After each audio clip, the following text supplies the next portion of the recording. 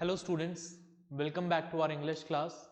We were discussing subject verb agreement in our last class और अभी तक subject verb agreement के हम almost सभी rules को discuss कर चुके हैं. टोटल 16 रूल्स अभी तक के लेक्चर्स में हमने डिस्कस किए हैं. एक लास्ट रूल और बाकी है. उस लास्ट रूल को हम आज की क्लास में डिस्कस करेंगे और उसके बाद हम कुछ क्वेश्चंस सब्जेक्ट वर्ब एग्रीमेंट पर प्रैक्टिस करेंगे.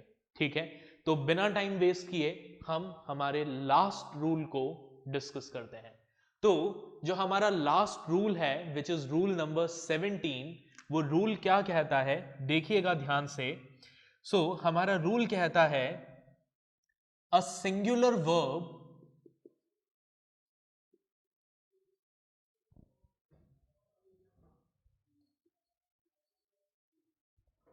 is used when a plural noun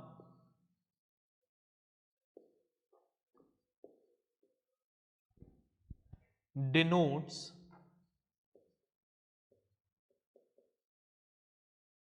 some specific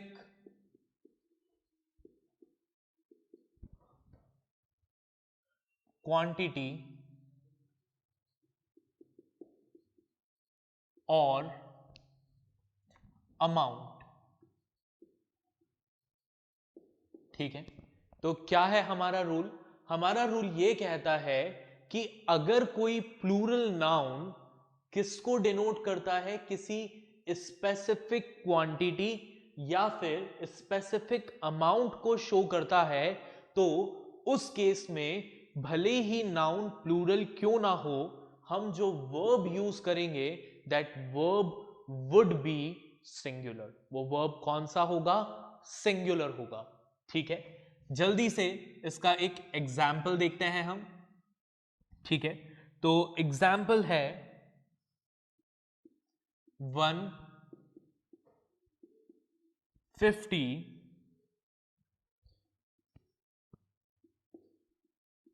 rupees. ठीक है,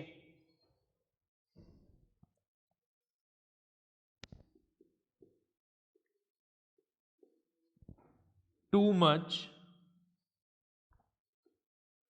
for this bag.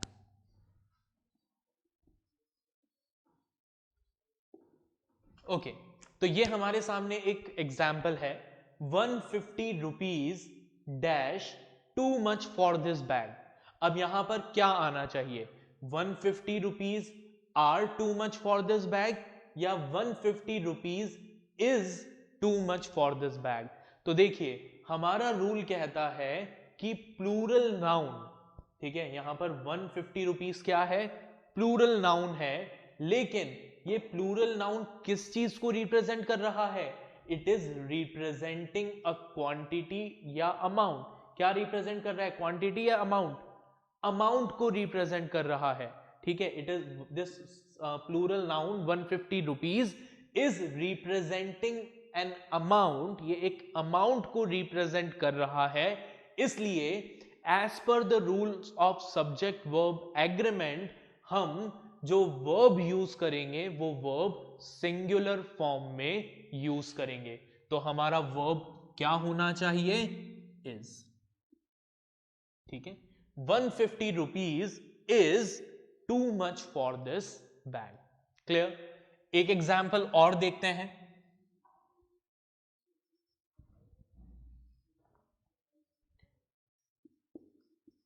To third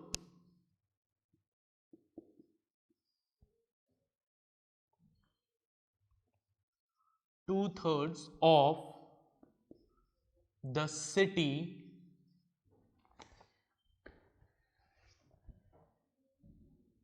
dash in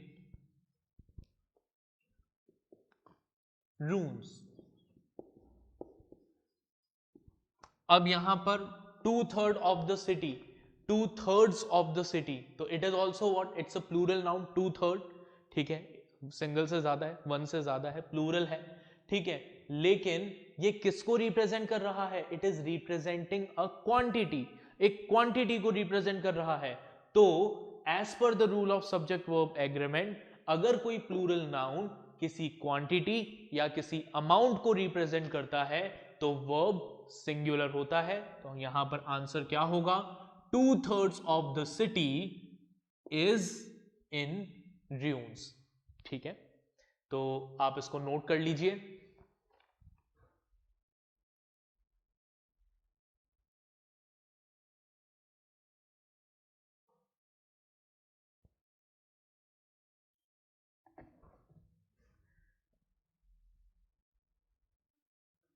okay, चलिए, आई होप आपने इसे नोट कर लिया होगा। कुछ और एक्सेप्शंस भी हैं जो मैं आपको दोबारा से एक बार बताना चाहूंगा, तो वो एक्सेप्शन हम दोबारा देखते हैं। ठीक है, वो एक्सेप्शंस आपको याद रखने हैं। रिमेंबर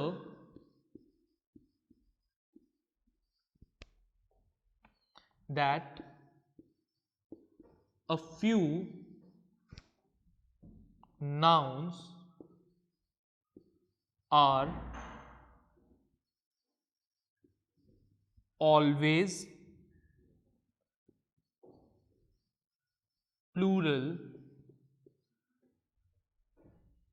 even though they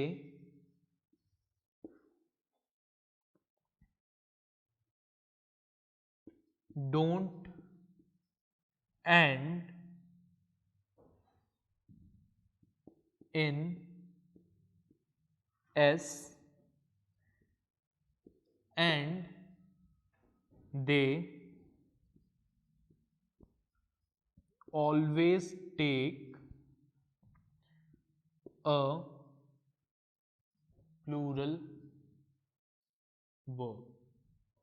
ठीक है, हमें ये चीज याद रखनी है, इस रूल को अच्छे से याद रखिएगा कि कुछ नाउन्स ऐसे हैं जो हमेशा प्लूरल होते हैं, भले ही वो एस वर्ड के साथ एंड नहीं होते, और उनके साथ हमेशा प्लूरल वर्ब यूज होगा। जैसे इसका सबसे अच्छा एग्जाम्पल है पीपल, है ना।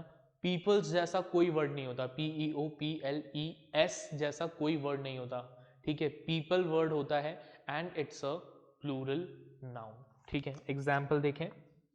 फॉर एग्जाम्पल,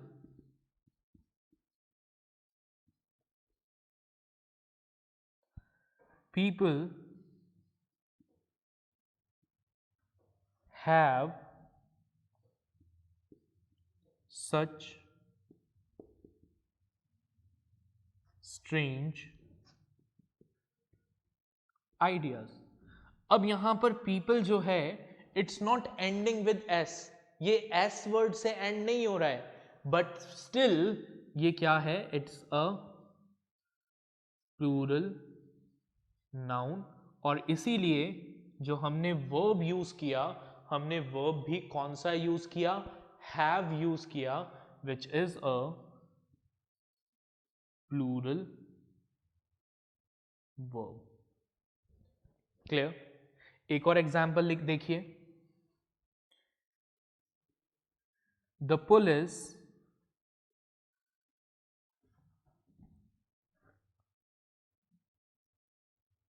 वर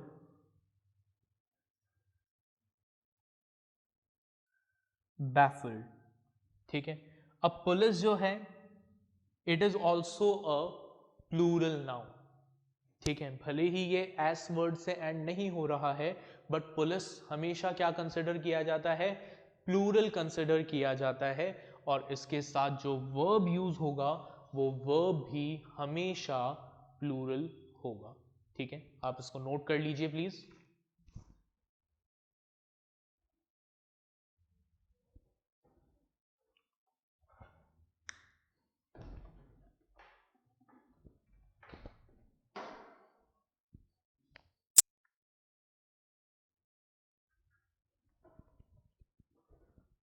ओके, तो आपने इन रूल्स को डिस्कस नोट डाउन कर लिया होगा। अब हम कुछ क्वेश्चंस डिस्कस करेंगे सब्जेक्ट वर्ब एग्रीमेंट के ऊपर, बट उससे पहले मैं इस बोर्ड को क्लीन कर देता हूं। ठीक है,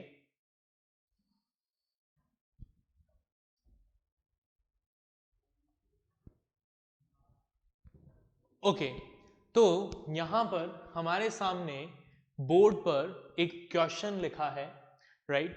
तो इस क्वेश्चन को देखते हैं। क्या है question? Fill in the blanks with the correct form of verb. आपको हर एक ब्लैंक को करेक्ट वर्ब से फिल करना है, keeping in mind the subject verb agreement. Subject verb agreement को ध्यान में रखते हुए। तो चलिए बिना टाइम वेस्ट किए इस क्वेश्चन को सॉल्व करना स्टार्ट करते हैं। Let's read. An antiviral drug that dash. अब यहां पर हमारा सब्जेक्ट क्या है? Anti viral drug. ओके, ये क्या है? हमारा सब्जेक्ट है। और कैसा सब्जेक्ट है? Anti viral drug. Singular subject है, ड्रग्स नहीं है, सिर्फ ड्रग है, यानी हम सिर्फ एक मेडिसिन की बात कर रहे हैं। So an antiviral drug singular subject है। और बेसिक रूल क्या कहता है सब्जेक्ट वर्ब एग्रीमेंट का? Singular subject singular verb. तो एन एंटीवायरल ड्रग दैट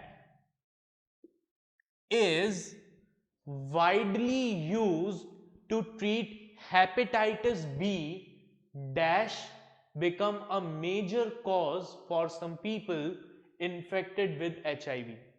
ठीक है, अब यहां पर आगे देखिए, आगे क्या लिखा है? widely used to treat hepatitis B। यहां पर भी अभी भी क्या चल रहा है?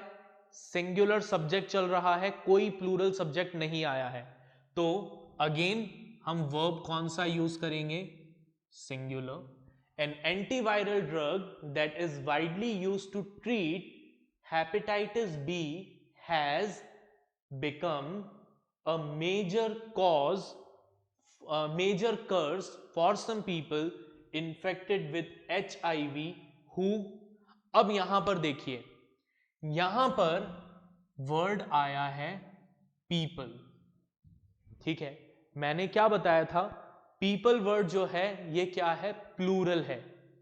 ठीक है, हम किसके बारे में बात कर रहे हैं? लोगों के बारे में बात कर रहे हैं। ठीक है, सम पीपल। तो पीपल क्या है? प्लूरल है। तो यहां जो वर्ब यूज होगा वो भी कौन सा होगा? प्लूरल वर्ब यूज होगा। So some people infected with HIV who have become resistant to the drug. ठीक है, आगे देखें। A new study. अब देखिए यहां पर क्या लिखा है? A new study. ठीक है, स्टडीज नहीं है, सिर्फ स्टडी यानी सिंगुलर। तो सिंगुलर सब्जेक्ट है तो वर्ब भी क्या होगा? सिंगुलर।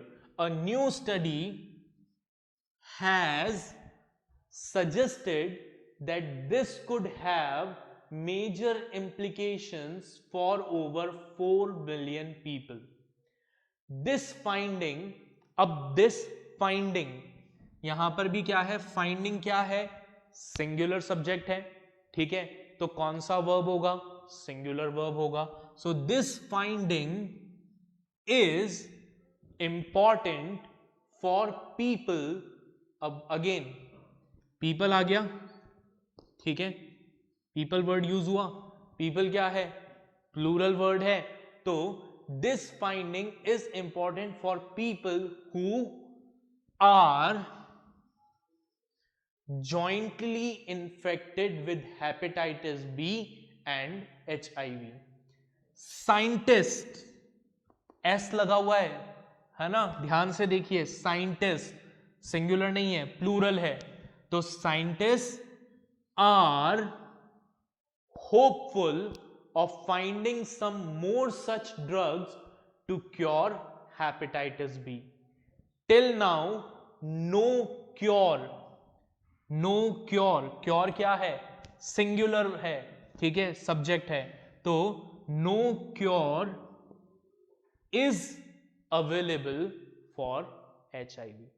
ठीक है, तो आप इसको नोट कर लीजिए, फिर हम एक एग्जाम्पल और डिस्कस करेंगे।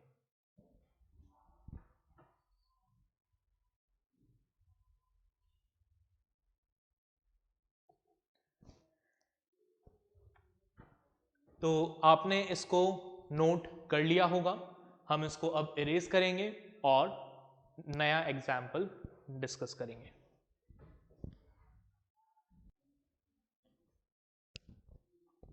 Okay, so let's see one more question. This question is based on omission. ठीक है, देखिए क्या करना है इस क्वेश्चन में हमें। In the following passage one word has been omitted in each line. इसका मतलब क्या है, ये जो हमारे सामने पैसेज लिखा हुआ है, इस पैसेज की हर एक लाइन से एक वर्ड मिसिंग है। ठीक है, right the missing word with the word that comes before and the word that comes after it. तो हमें क्या करना है, हमें इसमें से आइडेंटिफाई करना है कि कौन सा वर्ड मिसिंग है और वो वर्ड कहां पर आएगा। ठीक है, उससे पहले वाला वर्ड और उसके बाद वाले वर्ड के साथ वो हमें लिखना है। तो चलिए इसको सॉल्व करते हैं। Let's see. अब इस तरह के क्वेश्चन को पढ़ने सॉल्व करने का सबसे अच्छा तरीका यह है कि इस क्वेश्चन को बहुत ध्यान से रीड करें। देखिए, Winston castle damage in the fire. अब यहां पर विंस्टन कैसल और डैमेज के बीच में कुछ मिसिंग लग रहा है, कोई वर्ब मिसिंग लग रही है ना, या नहीं लग रही है? इसमें कोई वर्ब ही नहीं है, तो यहां पर हमारा क्या है, वर्ड मिसिंग है। क्या होना चाहिए sentence? Winston castle was damaged in the fire last night। Last night की बात हो रही है, पास्ट की बात हो रही है। ठीक है, हमने was क्यों लिखा? क्योंकि पास्ट टेंस है। ठीक है, ये काम हो चुका है, राइट। और was ही क्यों लिखा, वर क्यों नहीं लिखा? बिकॉज विंस्टन कैसल जो है ये क्या है, एक सिंगुलर नाउन है। एक बिल्डिंग का नाम है सिंगुलर बिल्डिंग, एक सिंगल बिल्डिंग है। ठीक है, तो जो हमारा नाउन है वो क्या है, सिंगुलर है, इसलिए जो वर्ब हम यूज करेंगे वो भी सिंगुलर यूज करेंगे। तो कैसे लिखेंगे आंसर? वर्ड बिफोर क्या है, कैसल। वर्ड आफ्टर क्या है, डैमेज्ड। और मिसिंग वर्ड क्या है, Winston castle was damaged in the fire last night। ठीक है, आगे देखें। although no one hurt। अब क्या ये लाइन आपको सही लग रही है? although no one hurt, again verb missing है यहां पर। कहां पर मिसिंग है? although no one, यहां पर सर कुछ वर्ब आना चाहिए। ठीक है, अब क्या वर्ब आना चाहिए? No one, singular subject. ठीक है, तो वर्ब कौन सा आएगा? Singular. So although no one was hurt. ठीक है, two people rescued from upstairs. अब यहां पर भी कुछ चीज मिसिंग लग रही है, वर्ब मिसिंग लग रहा है। ठीक है, और हमारा सब्जेक्ट क्या है? Two people. मैंने क्या बताया था, पीपल क्या होता है? प्लूरल होता है। तो वर्ब कौन सा यूज करेंगे हम? प्लूरल यूज करेंगे। सो पीपल वर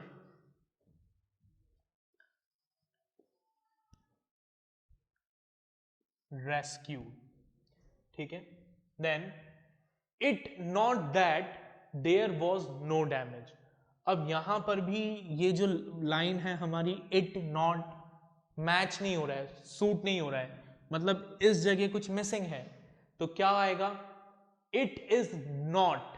ठीक है, it is not, it is not that there was no damage.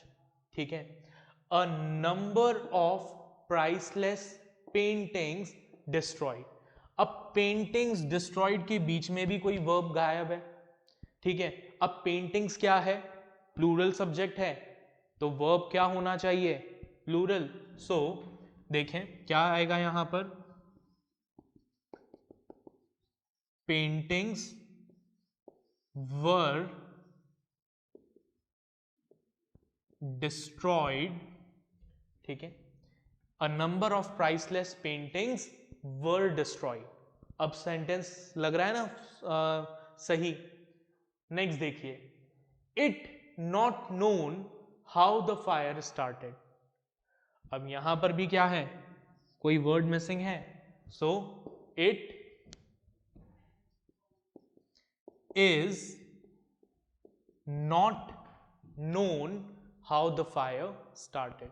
ठीक है, ये पता नहीं चला कि आग कैसे शुरू हुई. Some wires which dash hanging loose might have cause the fire. तो क्या लिखा है, सम वायर्स विच हैंगिंग, यहां पर वर्ड मिसिंग है. तो सम वायर्स, वायर्स क्या है, प्लूरल. तो देखें, सम वायर्स विच, अब क्योंकि वायर हमारा जो सब्जेक्ट है वो प्लूरल है, तो वर्ब भी कौन सा यूज होगा, प्लूरल. तो सम wires which were hanging loose might have caused the fire. ठीक है, तो इस तरीके से हम ये जो ओमिशन वाले क्वेश्चंस हैं इन क्वेश्चंस को सॉल्व करते हैं. क्लियर. तो आप इस एग्जाम्पल को भी नोट कर लीजिए.